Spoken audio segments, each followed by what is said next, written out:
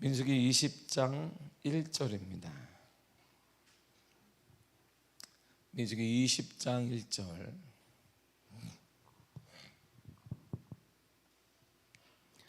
찾았으면 아멘. 다 같이 한 목소리를 읽도록 하겠습니다. 시작. 첫째 달에 이스라엘 자손 곧 온 회중이 신광야에 이르러 백성이 가데스에 머물더니 미리암이 거기서 죽음에 거기에 장사되니라. 아멘. 기도하겠습니다. 하나님 감사드립니다. 이 아침에도 자녀들을 향한 기도의 제목이 있습니다. 주님 받아주시며 간절히 소원합니다. 믿음의 자녀, 믿음의 가문이 되기를 원합니다. 믿음의 명문가가 되기를 원합니다. 예수님으로 인하여 살아나는 가정 되게 하시고, 예수님 때문에 회복되는 가정이 되게 하시며, 예수님 때문에 치유되는 가정과 가문으로 축복하여 주옵소서. 오늘도 이 아침에도 주의 은혜 사모하여 모였사오니 하나님 간절히 기도할 때 하늘 문이 열려지는 은혜 허락하여 주옵소서. 오늘도 말씀으로 묵상하며 말씀으로 깨달음을 얻고자 합니다.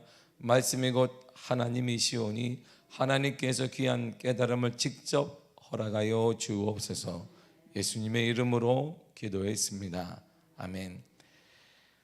하나님의 약속이 성취가 되는데 갑자기 느닷없이 죽음에 대한 얘기가 한 절에 나옵니다. 하나님의 약속의 성취를 보세요. 첫째 달 이렇게 시작을 하잖아요. 본문이 첫째 달에 이렇게 시작을 해요. 이 첫째 달은 히브리 원력으로는 아비몰이에요. 우리식 태양력 오늘식으로 말하면 3, 4월인 봄을 의미합니다. 그러니까 3, 4월 봄에 이런 뜻이잖아요. 그러니까 본문의 첫째 달은 하나님의 뜻을 거역한 세대가 다 죽기까지 광야에 머물러 있으리라는 하나님의 심판이 선포된 지 40년 후예요. 가데스 바네아에서 하나님께서 이들에게 너희 세대는 들어가지 못하리라 그래서 그 당시 20세 이상 된 사람들이 다 죽고 난 한 세대가 30년이니까 오늘날에는 40년이 흐른 후에 이런 뜻이에요. 민수기 14장 34절이 이렇게 말합니다. 다 같이 읽겠습니다. 시작. 너희는 그 땅을 정탐한 날 수인 40일의 하루를 1년으로 쳐서 그 40년간 너희의 죄악을 담당할지니 너희는 그제서야 내가 싫어하면 어떻게 되는지를 알리라 하셨다라. 아멘. 자 보세요. 이들이 가데스 바네아에서 40년 전에 모세가 대표들을 뽑잖아요. 12지파 12명을 뽑아요. 자 정탐하고 와라 그랬더니 민수기 13장에서 우리는 정탐이 안 됩니다. 우리는 다 죽습니다. 우리를 집어삼키게 됩니다. 이들은 키가 장대합니다. 우리는 그들에 비해 메뚜기와 같습니다. 이스라엘 백성들이 펑펑 울게 돼요. 그리고 모세와 하나님을 향하여서 우리가 죽을 데가 없어서 여기까지 데려와서 가데스 바네아에서 죽게 만들었느냐. 이집트에 있었으면 늘상 과거잖아요. 이집트에 있었으면 비록 노예라 할지라도 먹고 사는 문제는 해결이 됐을 텐데 이집트에 있었으면 우리가 가나안 민족에게는 멸망당하지 않았을 텐데 옛날에 그랬으면 이렇게 후회를 하게 돼요. 그래서 하나님은 이들의 죄를 하루를 40일간 정탐하고 왔으니까 1년으로 쳐서 40년간 광야 생활을 하게 만들어요. 그래서 지금 40년 후가 흘러서 다시 가데스 바네아에 온 거예요. 1절에. 자 14장 민수기 14장 29절과 30절에 이렇게 말합니다. 시작. 너희 시체가 이 광야에 엎드러질 것이라. 너희 중에서 20세 이상으로서 계수된 자 곧 나를 원망한 자 전부가 여분네 아들 갈렙과 눈의 아들 여호수아 외에는 내가 맹세하여 너희에게 살게 하리라 한 땅에 결단코 들어가지 못하리라. 아멘. 이 사건 때문에 당시에 20세 이상의 계수된 자는 전부가 다 나를 원망한 자 전부가 이렇게 말해요. 갈렙과 여호수아에는 다 들어가지 못하리라. 아브라함이 약속하신 그 땅 거기 들어가지 못할 거야. 이렇게 그런 하나님의 선포를 받게 됩니다.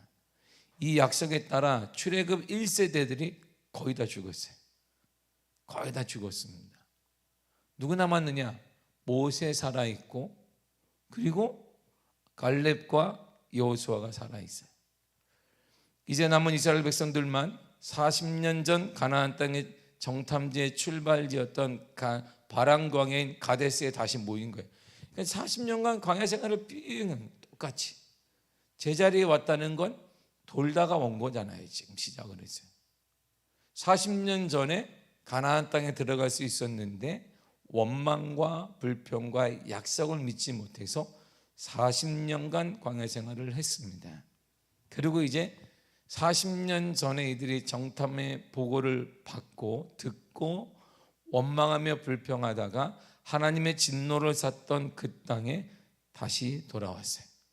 본문이 이렇게 시작하는 거예요. 그래서 다시 한번 1절 읽겠습니다. 시작. 첫째 달에 이스라엘 자손 온 회중이 신광야에 이르러 백성이 가데스에 머물더니 미리암이 거기서 죽음에 거기에 장사되니라. 아멘. 온 회중이 누구냐면 출애굽 1세대예요. 출애굽 1세대. 자, 출애굽 1세대와 2세대가 이제 모여 있단 말이에요. 이때 출애굽의 1세대를 상징하는 인물이 하나 있습니다. 오늘 본문에 보기가 미리암이에요. 미리암이 거기서 딱 죽어요. 지금 가나안 땅을 눈앞에 두었어요. 이제 들어가야 되는 그때 하나님의 약속에 따라 1세대들이 죽는데 1세대를 상징하는 인물이 바로 미리암입니다. 미리암이 누군데요? 미리암은 모세와 한 뱃속에 나왔던 사람이에요. 미리암이 어떠냐면 미리암이 왜 1세대를 상징하는 사람이 이 사건 때문입니다. 민수기 12장 1절과 2절을 보세요. 시작. 모세가 굿스 여자를 취하였더니 그 굿스 여자를 취하였으므로 미리암과 아론이 모세를 비방하니라. 그들이 이르되 여호와께서 모세와만 말씀하셨느냐 우리와도 말씀하지 아니하셨느냐 하며 여호와께서 이 말을 들으셨더라. 아멘. 자, 모세가 굿스 여자를 취했어요. 그러더니 미리암이 딱 나서는 말이 당신에게만 하나님 말씀하시느냐? 우리도 하나님이 말씀하신다. 너만 지도자냐? 우리도 지도자다. 아니 간 백성에서 왔는데 너만 사람들의 존경을 받느냐? 우리는 왜 존경받지 못하느냐? 너는 특별한 사람이냐? 특별하지도 않느냐? 너 뭐 했는데? 과거에 살인자잖아. 광야에서 그렇게 40년간 살았던 사람이잖아. 목동으로 살았잖아. 출신 성분 별거 아니잖아. 왕족인 줄 알았더니 그것도 아니잖아. 우리도 그랬다.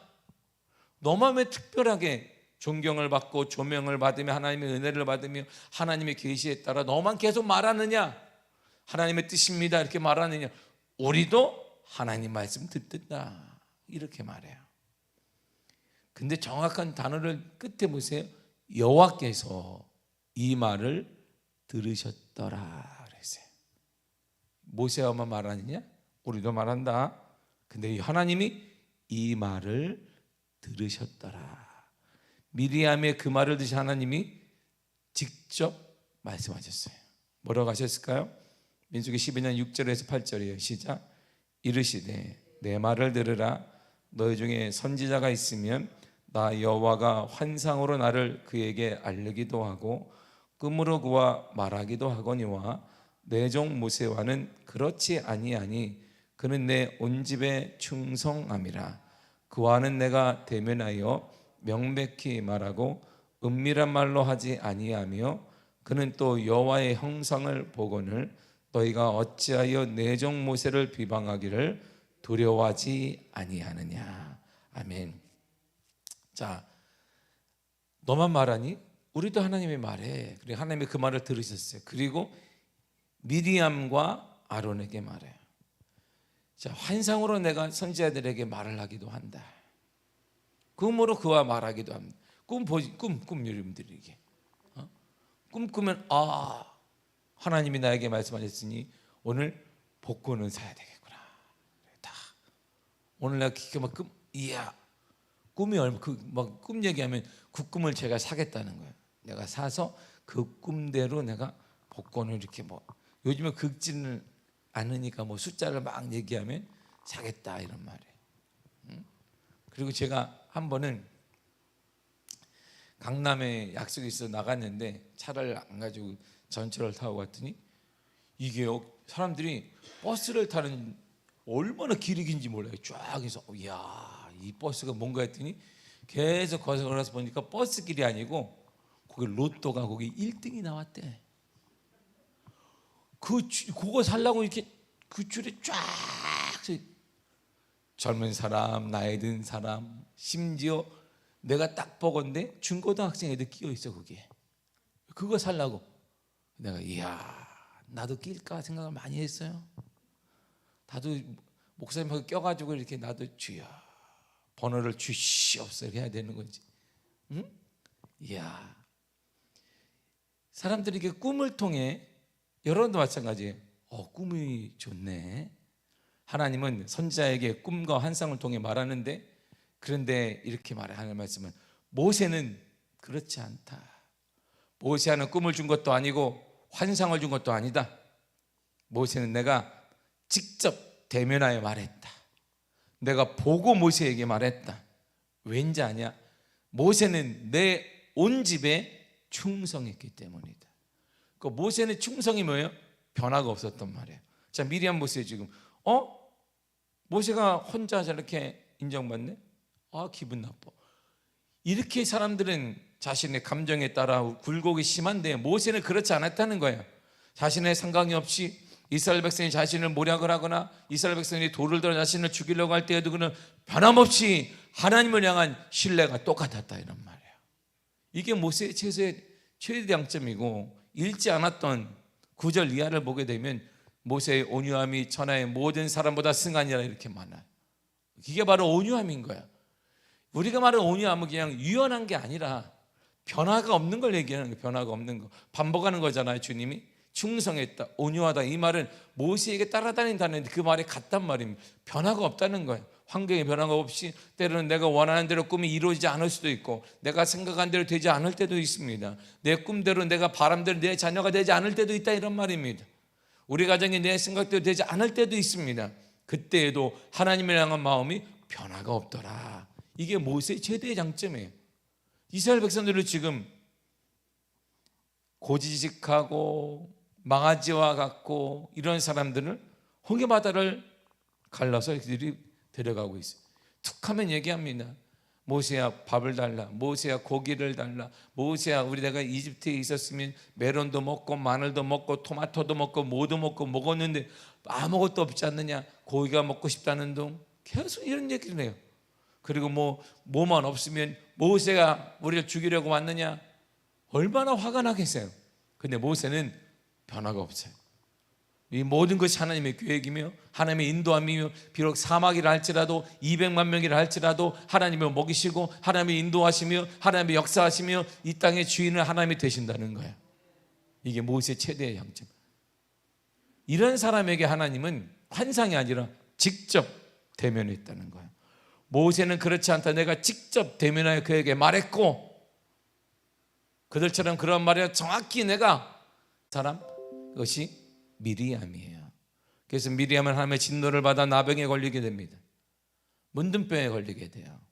근데 모세의 기도를 통해 하나님의 긍휼을 입어 회복이 됩니다. 근데 바로 이런 미리암이 오늘 본문을 보세요. 죽었어요. 어디서요? 가나안 땅 앞에서 죽었습니다.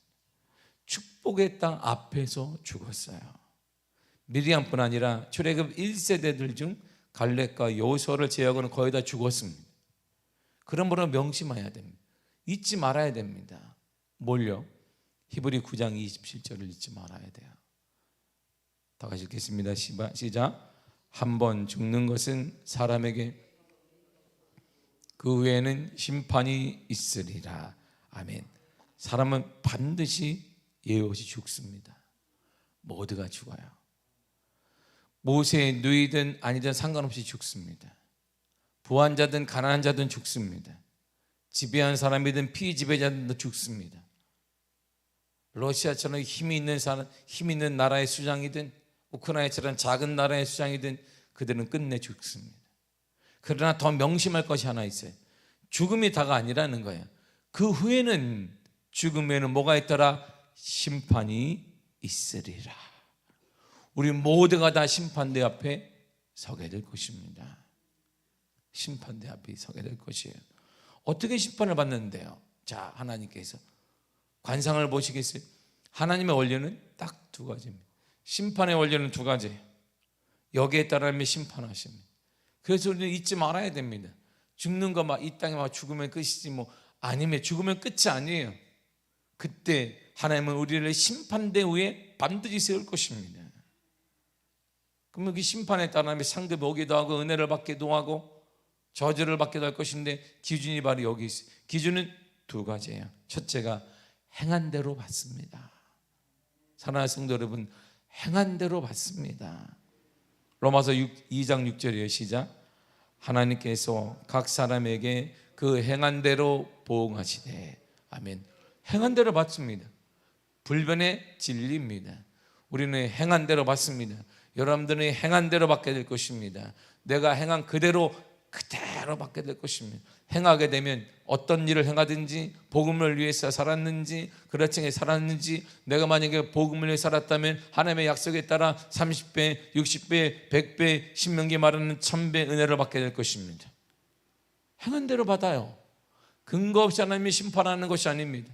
근거 없이 정확한 하나님의 데이터와 근거가 있단 말이에요. 여러분들의 말 한마디, 행동 하나, 우리의 모든 것들은 다 하나님의 심판의 책에 기록될 것이고 때로는 생명의 책에 기록될 것이고 생명과 심판에 나눠지는 가름대가 될 것입니다. 행한 대로 받아요. 행한 대로 받습니다. 그러므로 말 한마디, 우리 행함 자체가 헌신하고 열심히 하고 하나님의 심판받을 수가 있으므로 교만을 버려야 돼요. 두 번째가 심은 대로 거둡니다.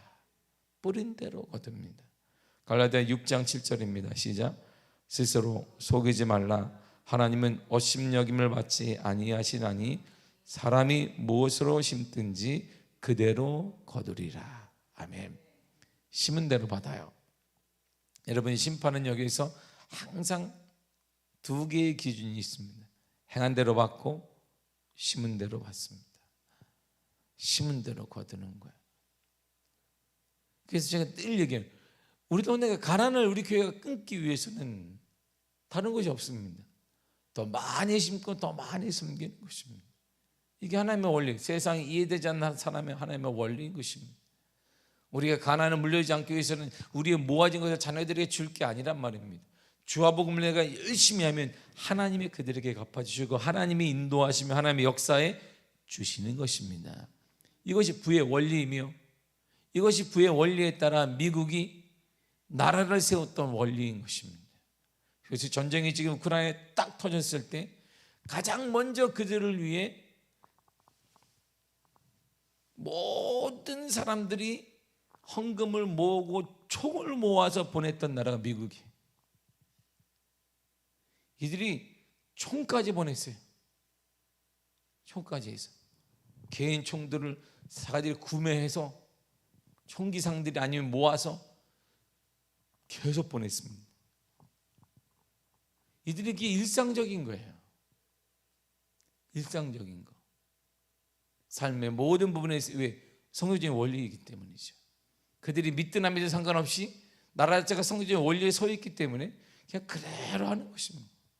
그대로 나가요.